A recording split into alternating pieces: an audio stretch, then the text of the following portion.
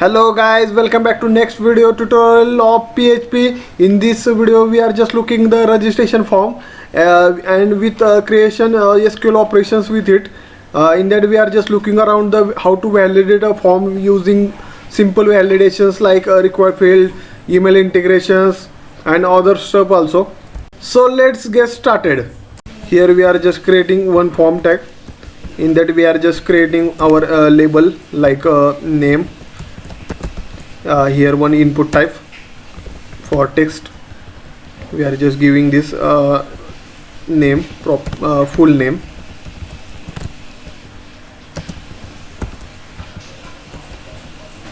Another one is for mobile number.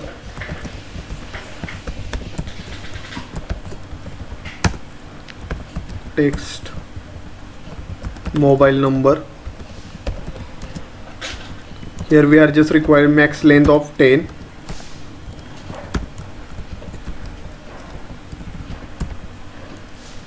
We are just inputting email ID.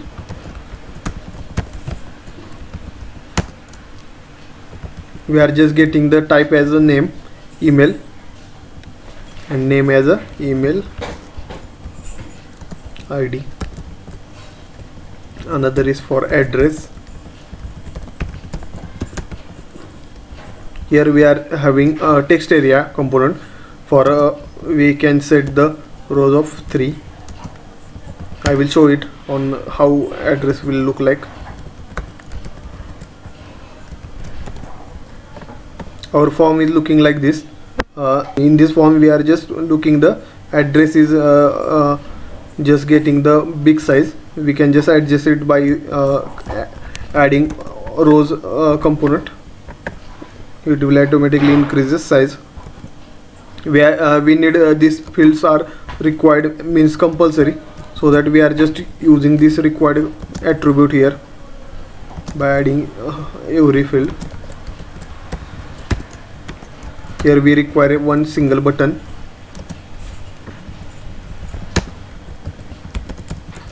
Submit button.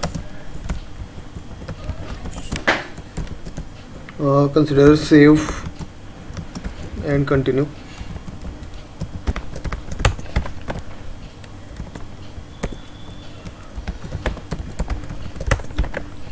If we just give required, then it will show like this. Please enter this field. Rather we can just filling this form. We have to just add the particular thing.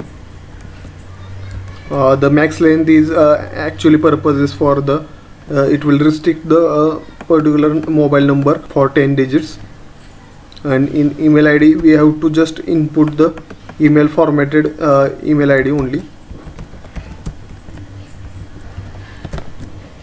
I can't add this also. We have to just add hold the mail ID, and we have to add the address particular, and then if we submitted this, then we have to just give the method and the action attribute to save this file.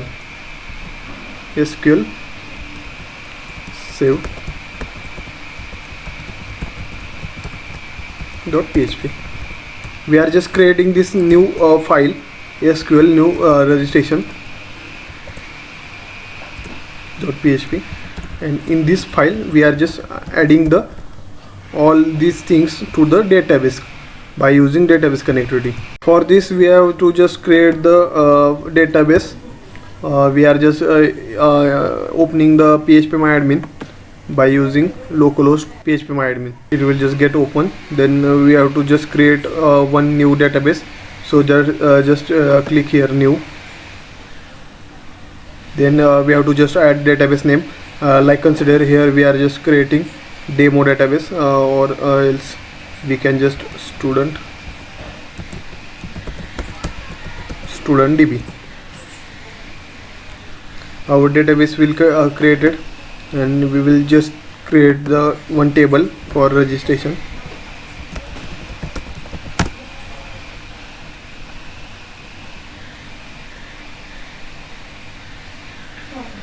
In that table we have to just add the rows, like first row will be as ID for indexing the all elements.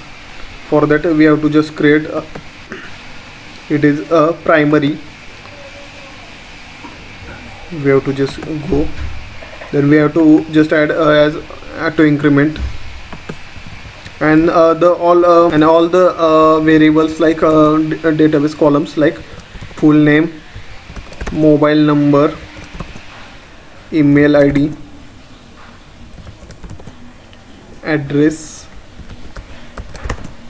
Here we need 2 more columns like address and added date time.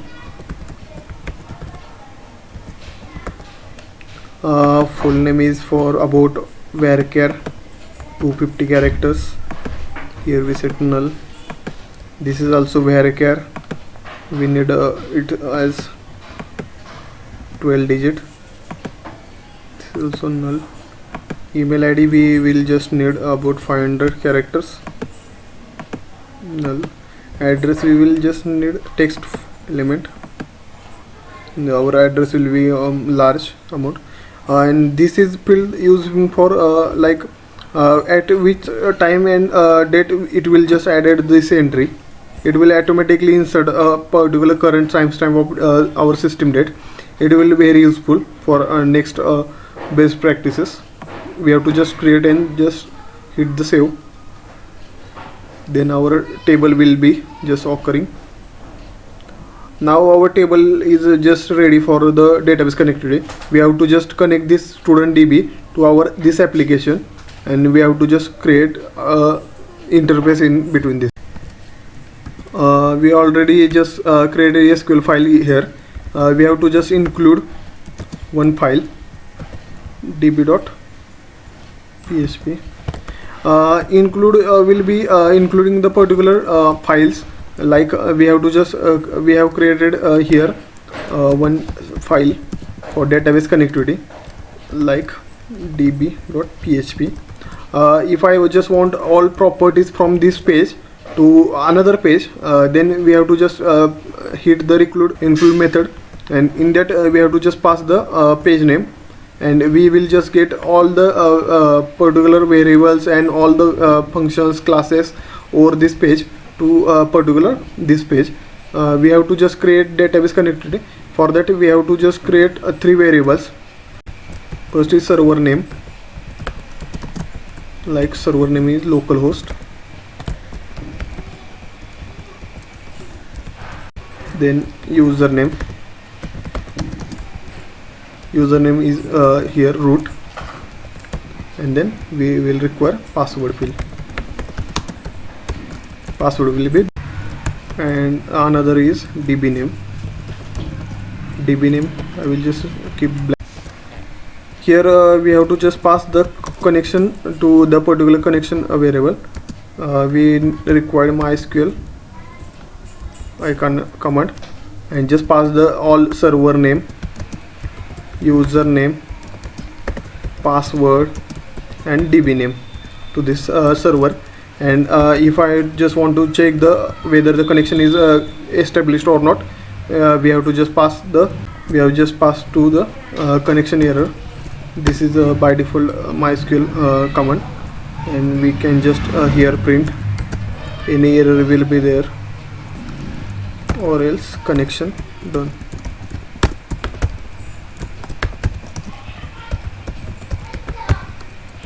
Here we have to just pass the database name. Consider I am here passing the testing database first. We'll just run this on here.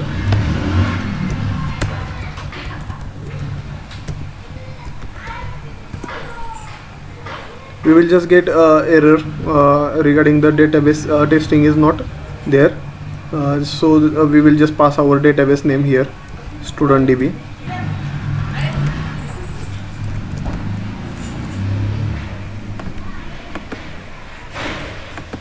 We will just get connected message over here. Then we can just remove this else part.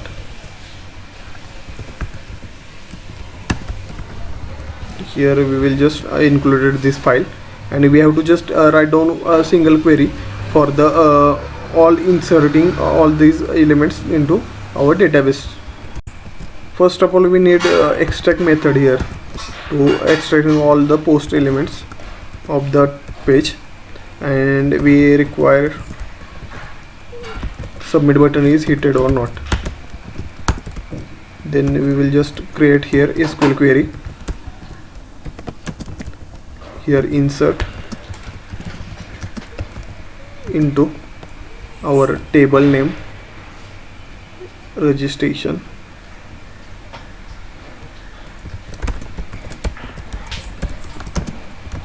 We have to just pass down all the variables columns.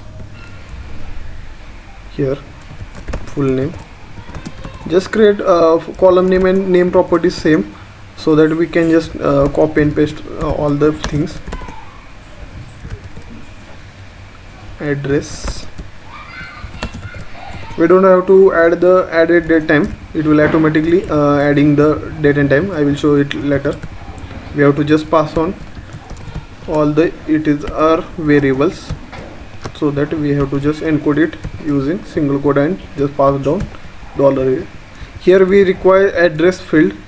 We have to just added slashes for adding the single quotes and extra order MySQL sticks to adding the all slash and single quotes to the MySQL database, so that we have to just add slashes. It will automatically encodes with using this backward slashes. For inserting, we have to require to call this query by using, we have to write here query and SQL our query name. Here it will just pass to true or false. It will just give you echo success, or else you will just get a error message over here if something went wrong, like here our column name will miss, then it will just go to error. We will just pass the all values to over here. I have just passed the values and it will just give you error because our column name is wrong. So that we will just go back and we will just pass the all the things in right way. It will give me success, and I will just check down the database. The values are coming in the database with the added date time. It will automatically gets my system time, our server time over here. It will very useful for what time actually the entry was done by user. And here we have to just pass down to this page. For that we can just write here JavaScript code. We will just see other JavaScript functions and other stuff in next tutorials, but we have to just write simple code here, like alert box, data saved,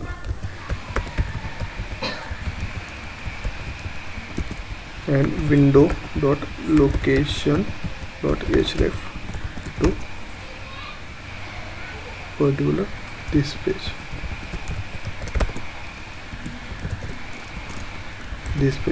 It will just gives you alert, and then it will just redirect to our particular page.